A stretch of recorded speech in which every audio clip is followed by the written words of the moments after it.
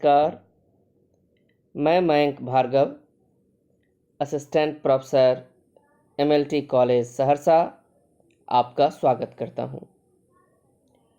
आज हम लोग रहीम पर चर्चा करेंगे। कवि रहीम स्नातक भाग 1 के सामान्य हिंदी पाठ्यक्रम का अंश हैं, इसलिए आज की चर्चा रहीम पर केंद्रित है। इनका पूरा नाम अब्दुर रहीम खान खाना था। ये बैरम खां के पुत्र थे। इतिहास के विद्यार्थी जानते होंगे कि बैरम खां मुगल सम्राट अकबर के अभिभावक थे। उन्हीं बैरम खां के ये पुत्र थे रहीम, और रिश्ते में रहीम अकबर के मौसेरे भाई थे। इनका जन्म 1553 में हुआ था। जब ये छोटे थे उसी समय इनके पिता की हत्या हो गई। कई कहानियां हैं, स्वाभाविक मृत्यु तो नहीं हुई, किसने मरवाया, इन सब चीज़ों को छोड़ दें क्योंकि वो हमारी दिलचस्पी का विषय नहीं है। पर यह तथ्य है कि इनके पिता जब मक्का जा रहे थे तो उसी समय 1561 में उनकी हत्या कर दी गई। और उसके बाद रहीम को अकबर ने अपने साथ रखना शुरू किया और उनकी शिक्षा दीक्षा का उचित प्रबंध शासन की तरफ से हुआ।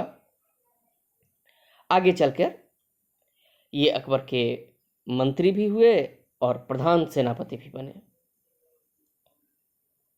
बहुत कम लोग ऐसे हुए हैं जिन्हें वीरता और विद्या दोनों में प्रवीणता प्राप्त हो। रहीम ऐसे ही कवि थे। बहुत वीर, बहुत उदार और बहुत संवेदनशील कवि।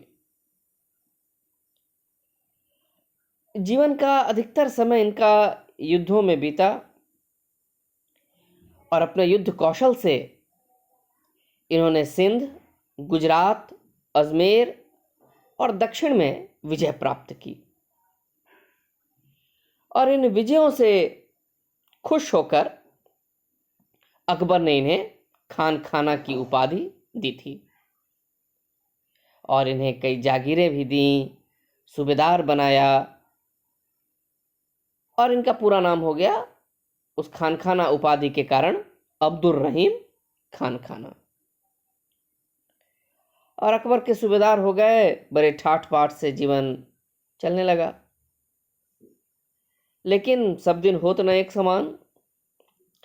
अकबर की मृत्यु हो गई और जहांगीर के शासनकाल में इन्हें दुख देखना पड़ा। हुआ यूं कि नूरजहां ने जहांगीर को प्रभावित कर परवेज को युवराज बना दिया था और महावत खां को खान खाना बना दिया गया रहीम की जगह। और शाहजहां ने अपने पिता के विरुद्ध विद्रोह किया और रहीम शाहजहां की ओर चले गए। स्वभावतः जहांगीर और नूरजहां इनसे नाराज हुए और इन पर राजद्रोह का अपराध बना, बंदी बना लिया गया, इनकी जागीरें छीन ली गईं और बाद के दिन बहुत कष्ट में बीते। और हालांकि बाद में इन्हें क्षमा कर दिया गया। तो सुख भी देखा इन्होंने, दुख भी देखा। पर जब सुख देखा उस समय उदार हृदय रहे। जैसे इनकी वीरता प्रसिद्ध है, काव्यानुराग प्रसिद्ध है, वैसे ही इनकी दानशीलता भी प्रसिद्ध है। अकबर भी उदार राजा थे, उनके साथ साथ रहीम रहते थे। इस उदारता का प्रभाव पड़ा होगा रहीम पर, या यह भी हो सकता है कि उदार होने के कारण यह अकबर के प्रिय हुए हों। बहरहाल जो भी है, पर गुण ग्राहक थे और उदार थे रहीम। एक कथा है कि एक प्रसिद्ध कवि थे गंग। सुकवियों में गंग का भी नाम आता है। तुलसी गंग दोनों भय सुकविन के सरदार, यानी अच्छे कवियों की जब गणना होती है तो उसमें गंग कवि का भी नाम आता है। उनका एक छप्पय बड़ा प्रसिद्ध है। चकित भंवर रही गयो गमन नहीं करत कमल वन पर। इस छप्पय पर रहीम इतने खुश हो गए कि कहा जाता है कि 36 लाख रुपए का पुरस्कार उस जमाने में दिया। इतने गुणग्राही थे, उदार चेत हृदय। एक और कथा प्रसिद्ध है कि इनकी उदारता की, जिसका संबंध तुलसीदास से भी है, कि एक सज्जन अपनी सहायता प्राप्त करने के लिए तुलसी के पास गए। अब तुलसीदास के पास तो इतना धन कहां से आता कि वो दूसरों की सहायता करते। तो उन्होंने एक पंक्ति लिखी, सुरतीय नरतीय नागतीय यह चाहत सब कोय। यह एक पंक्ति लिखी तुलसीदास ने और भेज दिया रहीम के पास। रहीम ने वह पंक्ति पढ़ी, प्रसन्न हुए और उसे एक पंक्ति अपनी तरफ से लिखा और दोहे को पूरा किया। तुलसी ने लिखा था, सुरतीय नरतीय नागतीय यह चाहत सब कोय, और रहीम ने उसकी अगली पंक्ति लिखी, गोद लिए हुलसी फिरे तुलसी सो सुत होए। और इस को पूरा कर याचक के लिए धन की व्यवस्था की गई। इस प्रकार जो भी सहायता प्राप्त करने का आकांक्षी होता था, जिसे जरूरत होती थी, रहीम उसकी सहायता करते थे। और इनके व्यक्तित्व के संबंध में कई किंवदंतियां भी प्रचलित हैं। बरवै छंद में रहीम लिखते थे। बरवै रामायण नाम से एक रचना है तुलसीदास की भी। तो रहीम जो बरवै छंद लिखते थे उसके बारे में एक किंवदंती है कि रहीम के पास जो नौकरी करने वाले एक सेवक की शादी हुई। वह छुट्टी लेकर घर गया और स्वाभाविक तौर पर पत्नी के प्रेम में ऐसा अनुरक्त हुआ कि बहुत दिनों तक नहीं लौटा। और जब रहीम के पास गया तो रहीम कुपित हुए। तो सेवक की पत्नी ने भांप लिया था कि ऐसी परिस्थिति आ सकती है, तो उसने एक पंक्ति लिखकर भेज दी थी। देखा रहीम ने कि एक कागज लिए हुए है, पूछा कि क्या है यह। तो पढ़ा उसमें, जिसमें लिखा था, प्रीति रीति को बिरवा चले लगाए सींचन की सुध लीजो मूरज ही न जाए। उस सेवक की पत्नी ने ये लिख के भेजा था कि प्रीति के का बिरवा लगाकर जा रहे हो, सींचने की सुधि लेते रहना ताकि ये प्रेम लता मुरझा न जाए। और रहीम बहुत खुश हुए। और इसी पंक्ति में कहा जाता है कि बिरवा शब्द के प्रयोग के कारण इस छंद का नाम आगे चलकर बरवै पड़ गया। तो बहरहाल इन कथाओं को कहने का उद्देश्य यह था कि रहीम के पास जीवन का अपार अनुभव था। बहुत सहृदय, समझदार, धार्मिक रूप से सहिष्णु और बहुत विद्वान। कई भाषाओं के ज्ञाता थे, तुर्की, फारसी, अरबी, संस्कृत और हिंदी के कवि के रूप में तो हम उन्हें पढ़ ही रहे हैं। अवधी, ब्रज भाषा सबके जानकार। बाबर का जो आत्मचरित है वाकयात बाबरी, उसका उन्होंने तुर्की से फारसी में अनुवाद किया था। संस्कृत का भी बहुत अच्छा ज्ञान था। एक किताब है इनकी, खेट कौतु कर्म, ज्योतिष का ग्रंथ है। इसकी रचना इन्होंने फारसी मिश्रित संस्कृत भाषा में की है।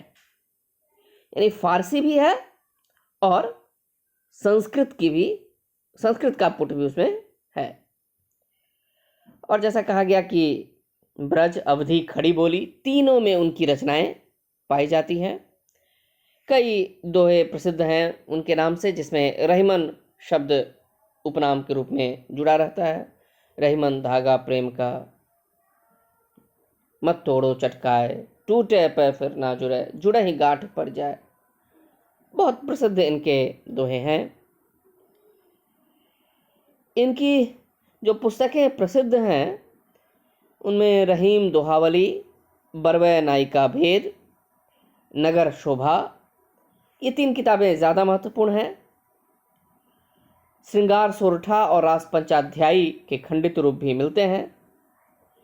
और मदनाष्टक नाम से भी एक रचना है इनकी। तो प्रसिद्ध जो इनकी हुई वह इनके दोहों के कारण। और प्रसिद्ध है इनकी पुस्तक रहीम दोहावली। रहीम के दोहे बड़े प्रसिद्ध हैं। और इन दोहों में रहीम की जो छवि हमारे सामने आती है वह छवि है नीतिकार रहीम की। नीति की परक दोहे बहुत ज़्यादा उन्होंने लिखे हैं। और स्वाभाविक है कि ऐसा कवि जिसने संपन्नता भी देखी थी, विपन्नता का भी अनुभव किया था, सुख दुख के कई रंग देखे थे, बहुत व्यापक अनुभव था जीवन का, तो जीवन अनुभव का निचोड़ उन्होंने अपने दोहों में रख दिया। और जीवन के निचोड़ के रूप में दोहों को रखने के कारण ये दोहे प्रायः उपदेश परक हो गए हैं, सूक्ति की तरह। जैसे संस्कृत साहित्य में सूक्तियां प्रसिद्ध हैं, वैसे ही रहीम के दोहे सूक्ति के रूप में हिंदी जनमानस में प्रसिद्ध हो गए। और यह कहना होगा कि जीवन की कठिन राह में रहीम के दोहे सहायक होते हैं। इन दोहों से जीवन शक्ति बढ़ती है हमारी,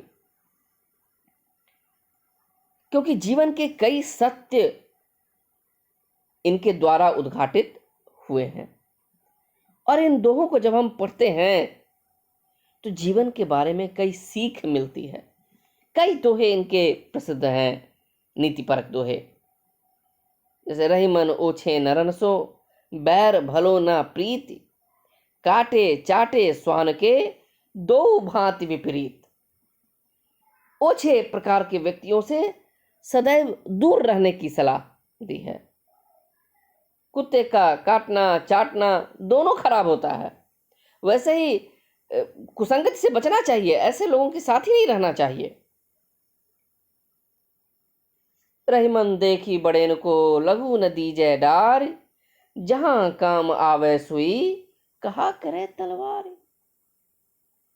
बड़े को देखकर छोटी की उपेक्षा नहीं करनी है। सुई का अपना महत्व है। जहां सुई का कार्य है वहां तलवार से कुछ नहीं कर सकते। टूटे सुजन मनाइए, जो टूटे 100 बार, रहीमन फिर पोइए, टूटे मुक्ताहार। कोई हमसे खफा हो जाए तो उसको उसी तरह मना लेना चाहिए जैसे मोतियों का हार टूटता है तो फेंक थोड़ी ही देते हैं, फिर से उसको उन दानों को एक साथ कर हार बना लेते हैं। वैसे कोई मित्र यदि रूठ जाए उसे फिर से मना के अपने पास ले आना है। यानी उनकी जीवन संबंधी मान्यताओं का भी पता इससे चलता है। बहुत सारे दोहे ऐसे हैं जो हमें इस जीवन पथ के बारे में बताते हैं कि कैसे हमें इस जीवन में चलना चाहिए। और इन दोहों में उनके सीधे बड़े सीधे साधे ढंग से उन्होंने अपने विचारों को प्रकट किया है। जैसे बिहारी के दोहे और रहीम के दोहे की तुलना अगर करें तो बिहारी के दोहों का काव्य मूल्य बहुत ज्यादा है। अभिव्यक्ति कौशल बिहारी का बहुत अद्भुत है। एक एक शब्द काव्य सौंदर्य के प्रतिमान रचता है बिहारी का। रहीम का जो अभिव्यक्ति कौशल है वह सपाट है, सीधे साधे ढंग से विचारों को प्रकट करते हैं, और शायद इसलिए जनता में ज्यादा पैठ रहीम की हुई, क्योंकि विषय भी जीवन से संबंधित था और उसको प्रकट करने की शैली भी बहुत सीधी सादी थी। कुछ दोहों में प्रेम संबंधी इनकी मान्यताएं भी प्रकट होती हैं, जो बहुत उच्च कोटि की मान्यताएं हैं। प्रेम को इन्होंने विलक्षण घोषित किया, स्वर्ग के सुख से भी प्रेम को उच्चतर माना। प्रेम की अनन्यता में, अभिन्नता में इनका विश्वास जीवन के अंत तक बना रहा, और इस संबंध में भी उनके कई दोहे प्रसिद्ध हैं। कही रहीम इक दीप तैं, प्रकट सबय द्विति होय, तन स्नेह कैसे दुरै, दृग दीपक जरु दोय। प्रीतम छवि नैनन बसी, पर छवि कहाँ समाय, भरी सराय रहीम लखी, पथिक आप फिर जाए। रहीमन असुआ। इस प्रकार रहीम के बहुत सारे दोहे प्रसिद्ध हैं। दुख के भाव हों, निराशा के भाव हों, इन सब से उबरने की सीख मिलती है रहीम के यहाँ। और कुछ दोहों में भक्ति भावना भी दिखाई देती है। स्वभाव से ही भक्त प्रतीत होते हैं ये। भगवान की करुणा में अगाध विश्वास दिखता है। रन बन व्याधि विपत्ति में, रहीमन मरै न रोए, जो रक्षक जननी जठर, सो हरि गए कि सोए। ईश्वर में अगाध विश्वास, पूरी शक्ति के साथ ये कहते हैं, रहीमन को का करे, ज्वारी चोर लवार, जो पत राखन हार है, माखन चाखन हार। जिसका पत रखने वाले खुद ईश्वर हैं, कोई दूसरा उसका क्या बिगाड़ सकता है।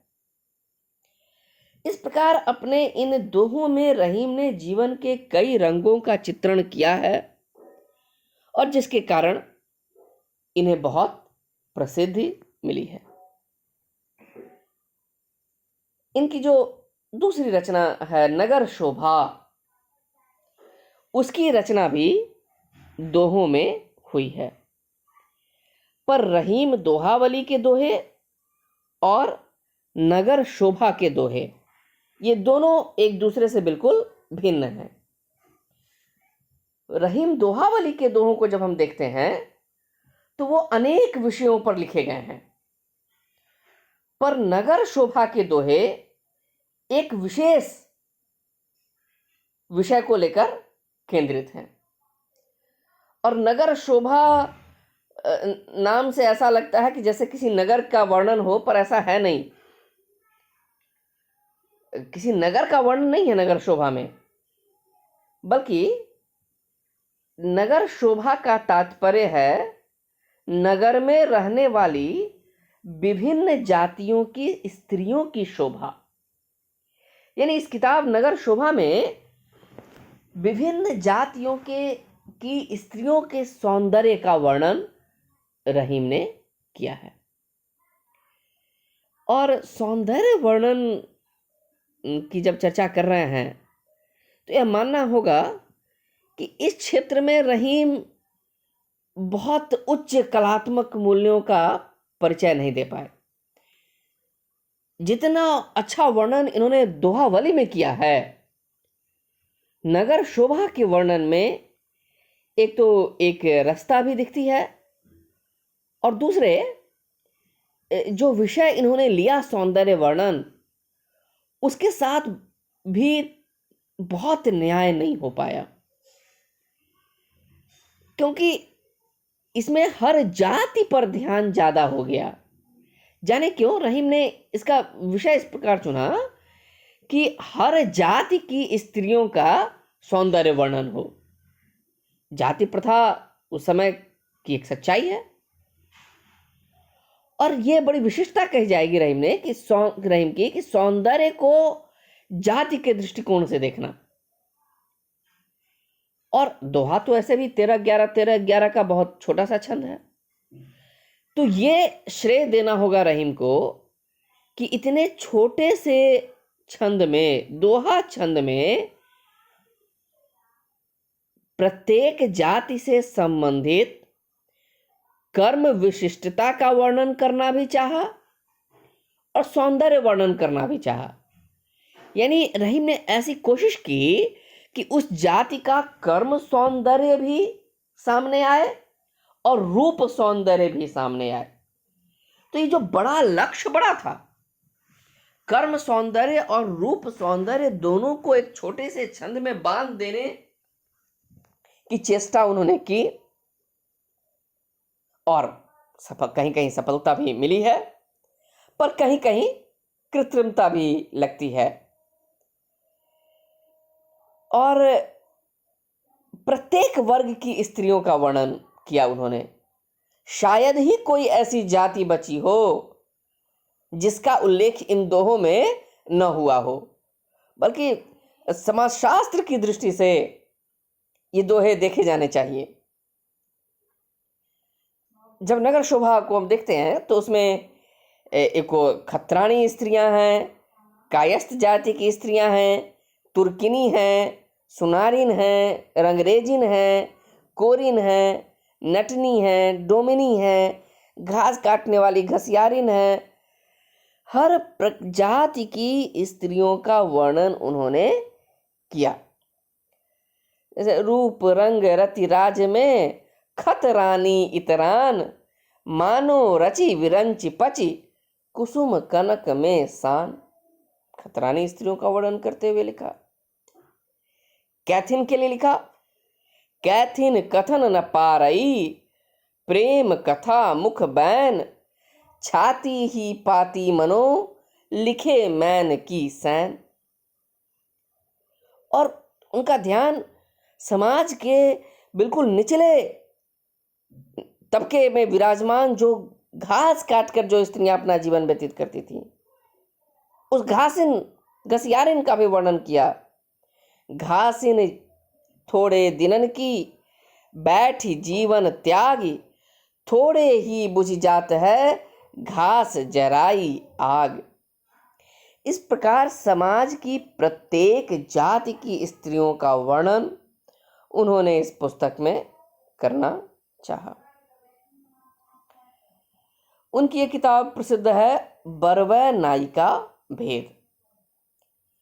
हम जानते हैं कि हिंदी में संस्कृत काव्यशास्त्र का आधार लेकर प्रचुर मात्रा में रीति काव्य की सृष्टि हुई।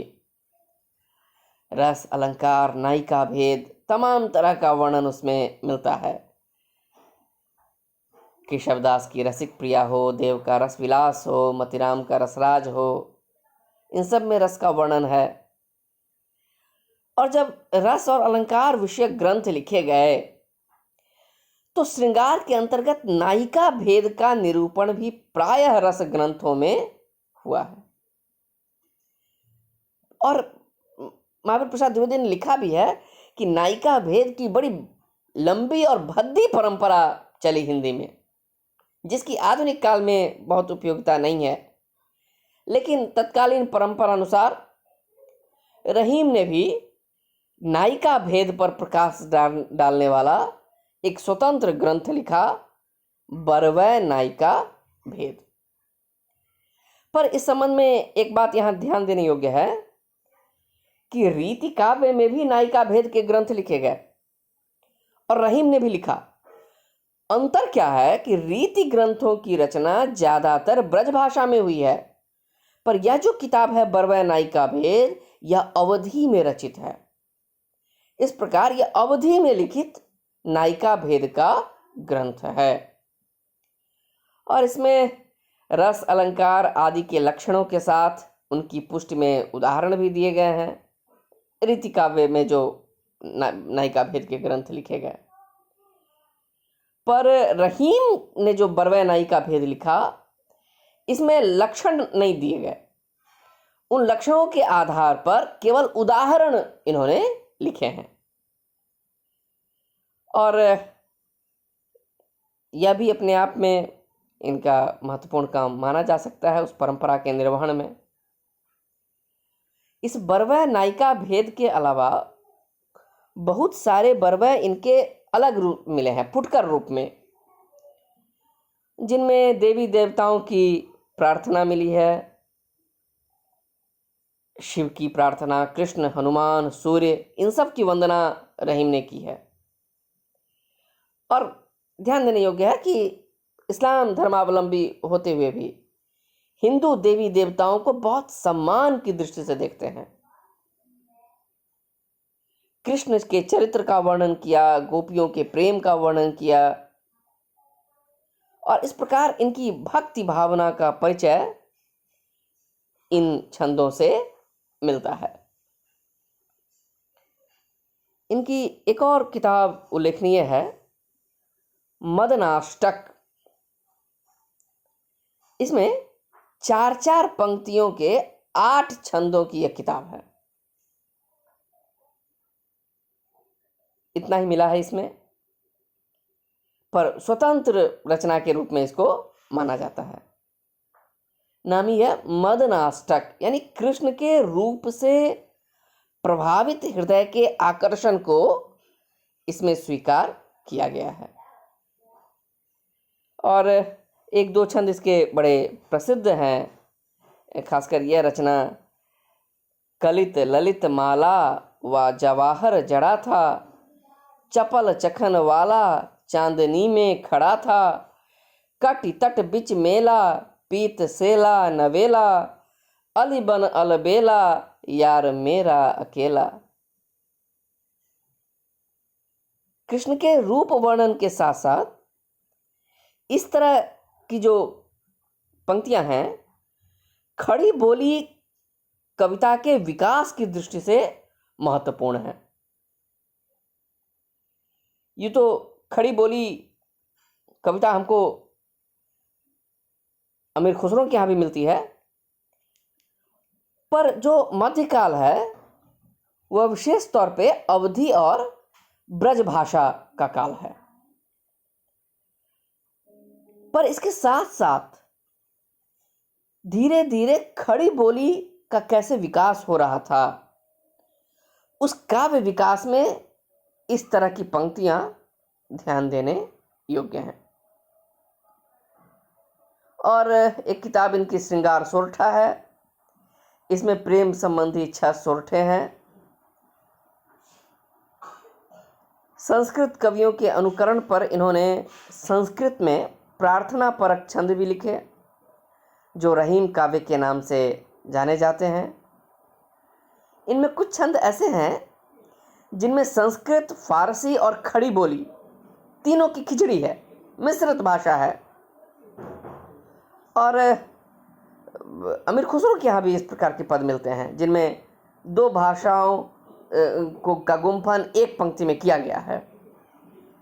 तो भाषा ज्ञान के लिए कहा जाए या मनोविनोद के लिए कहा जाए, इस प्रकार की कविताएं रहीम ने भी लिखी हैं, जिनमें संस्कृत, फारसी इनका मिश्रण है, संस्कृत, फारसी और खड़ी बोली का। और रहीम के बहुत सारे दोहे ऐसे भी हैं जिनमें संस्कृत कवियों की छाया है, पर मौलिकता को परे रखें तो एक लंबी परंपरा में रहीम आते हैं और हिंदी के परवर्ती कई कवियों को इन्होंने भी प्रभावित किया है। कई कवियों के दोहों में भाव साम्य पाया जाता है, पर इतना मानना होगा कि जो लोकप्रियता रहीम को मिली वह बहुत दुर्लभ है। आम जनता में रहीम की पैठ हो गई। जो साहित्य के विधिवत विद्यार्थी नहीं हैं, उन्हें भी रहीम के दोहे याद रहते हैं और बात बात पर रहीम के दोहे हिंदी समाज में सूक्ति की तरह बोले जाते हैं। गांवों में, अनपढ़ घरों में रहीम का प्रचार है। साहित्य प्रेमी तो रहीम को पसंद करते ही हैं, पर एक खेत जोतने वाला किसान, काम करने वाला कारीगर, सबको रहीम के दोहे याद रहते हैं। उनकी जिह्वा पर रहीम विराजते हैं। ऐसी लोकप्रियता बहुत कम कवियों को मिलती है, और जिन्हें मिलती है वो हमारे लिए प्रणम्य हैं। तो ऐसे रहीम, जिनकी बहुत गंभीर छाप पाठक के हृदय पर पड़ी है, पड़ती रही है, और विश्वास है कि आगे भी रहीम याद किए जाते रहेंगे। इस प्रकार हिंदी काव्य विकास परंपरा में रहीम बहुत महत्वपूर्ण कवि के रूप में हमारे सामने आते हैं। आशा है आपको यह संवाद अच्छा लगा होगा। आपके सहयोग के लिए एवं साथ बने रहने के लिए बहुत बहुत धन्यवाद, आभार।